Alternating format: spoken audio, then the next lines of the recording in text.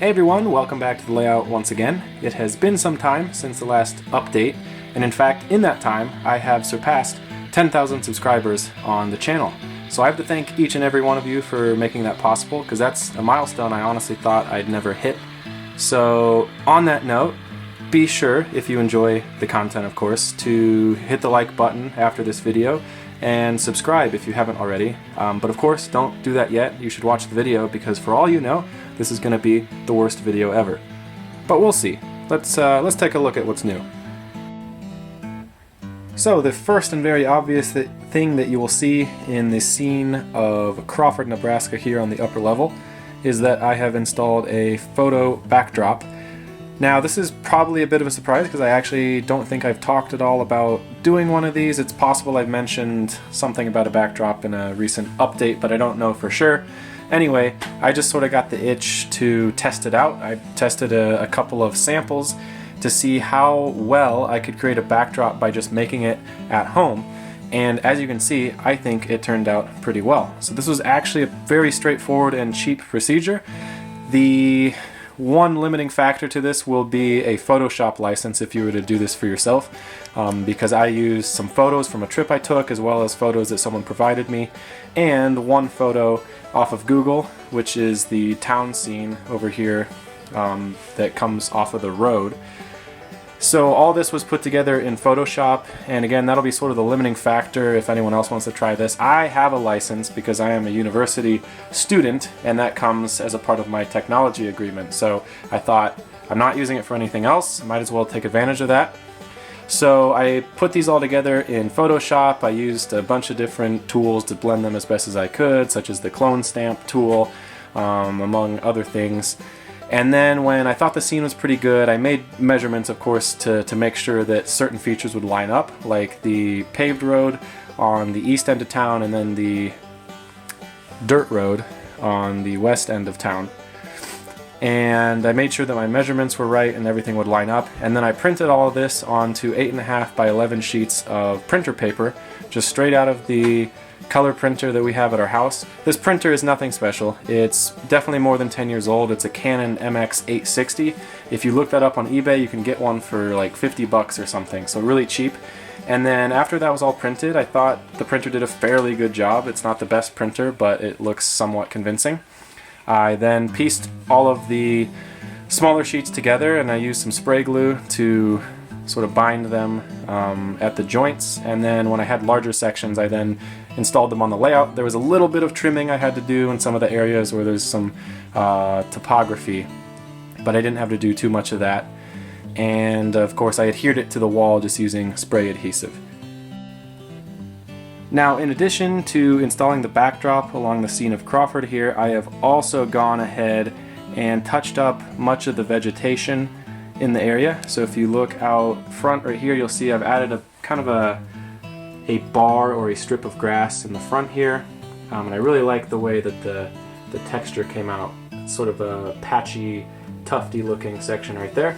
And then added another little spot there with a little bush. You'll see I put some grass tufts on the far side of that bush. Put some grass tufts here as well. And these look pretty good, if I may say so. And then in the back of this scene, on the other side of the tracks, that little grass patch there, I actually extended out from the wall. It was already there before, but I brought it out about an inch, and that allowed me to install some thicker trees and bushes along the back edge there, which I think, I don't know, it just makes this scene look a little more full and a little more deep. And I had a lot of fun making the bushes. The trees are just Scenic Express Super Trees armatures, and those are sprinkled then with super leaf material. I'm just using a spray adhesive like Super 77 to adhere all that. The bushes are a little different. You can see the thing I'm focused on right here, it's sort of at the bottom and to the right of all that vegetation. You can see it looks kind of spiky, and what I was trying to go for here is more of a bush appearance. So much more twiggy, a lot more finer branches, and then it's more sparsely covered in vegetation or in leaves than the tree would be, and I think it creates sort of an interesting undergrowth. We'll see more of that touched up vegetation here. I already had trees over here, but I touched them up, added more leaves, things like that. And then you'll see as we come this way, we've got more of that kind of undergrowth material. And I think these turned out really well, because you can see that the undersides aren't covered in leaves, and that's deliberate. And you can kind of see those spindly little twigs popping out of the bottom there to simulate dead branches and places that are just generally don't get sunlight and therefore don't have leaves on them too much.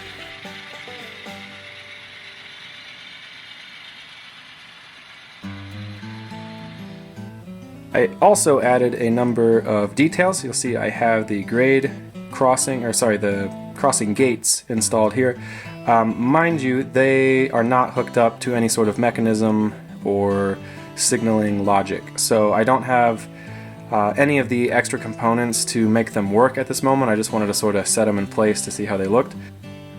You'll see that I've added various signage around the scene as well. Not really various, I guess really only a couple types of signs. One is this no trespassing sign.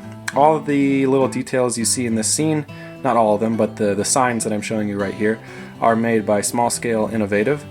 They're really cool signs, they're pretty detailed, and I think they've actually even been improved since I bought these. I think the new products are a little more legible. These look pretty good up close, but they're not entirely legible. So we've got some no trespassing signs sort of scattered throughout, and then I've also got a couple of whistle post signs, and then I installed some crossbucks down at the dirt grade crossing. And you'll notice that in addition to the crossbuck itself, there's a little railroad security, I don't know what you'd call it actually, it's like it's the phone number you call if there's a grade crossing incident. It's a little blue sign underneath, and you may have noticed that I also installed those on the crossing gates as well. Alright, so before we leave the scene of Crawford here, I think it's worth a mention, just so that nobody's confused. There is still quite a bit of work to do in the scene in general in terms of just adding details, but really on the structure. So the grain elevator you see right here is for the most part just a stand-in. I'm going to use that structure that you see right there as like the basis of my kit bash, but I need to create West Plains grains and try to get as close as possible. I'm not going for like ultra prototype, but I want to create the feel of the actual grain elevator in Crawford. So this needs to be completely reworked. I'm going to add all sorts of details to create paneling on it. It's going to be repainted. It's going to have a couple other storage bins on either side of it. So lots and lots of things to do on that, which will be a fairly large project for me. So I've never said that that's not what the structure is supposed to look like. I've just sort of hoped that everyone's assuming it's not going to look as horrible as it does right now. So that is just sort of temporary. Just want to throw that disclaimer out there. As is the crew building here. This needs to be repainted and detailed. I want to add a porch, as well as some other details like propane tank and a little guardrail around one corner of the building. Some other details just like on the prototype. So those are two sort of sore thumbs, if you will, that are sticking out of this otherwise nice looking scene. So I'm going to focus my attention on probably doing those two things first, and then before I move on to the rest of the layout, I'd like to get the signals installed as well as turnout motors, and then get the grade crossing working as well. So this is one more thing I want to show you before we're done with this update. I installed a lot of trees, and although it was quite the effort, it's only going to get really a brief mention here because I actually made a video on how to make these, and you can check that out. It was a couple videos ago. It's a pretty short video that I really enjoyed making, and it just shows the process of how I put these together. So I just want to mention here that this is not the level of trees that I'm expecting to put down in this scene. I actually want to put quite a few more. I just sort of ran out. It's crazy how many trees you can go through just in a small space. So I like the look of these, but what I do want to do is sort of populate this corner in particular with some smaller sized trees. They're not huge to begin with, but if you look at prototype photos, the sort of the new growth trees close to the rock cuts where there was lots of construction are quite a bit smaller than you'd expect. So I want to sort of bring the average size of the tree down and also populate it more than it is right now to give it a sort of a denser look. So I need to get some more trees, but again, I'm sort of holding off on ordering new scenery materials until I get Crawford completed. So for now, this is all of the ponderosa pines I have. along Crawford Hill, but it's certainly a start and it's definitely looking like something. Well, that's all I've got for this time, so as always, thank you so much for watching. Be sure to stay tuned, and I will see you guys next time.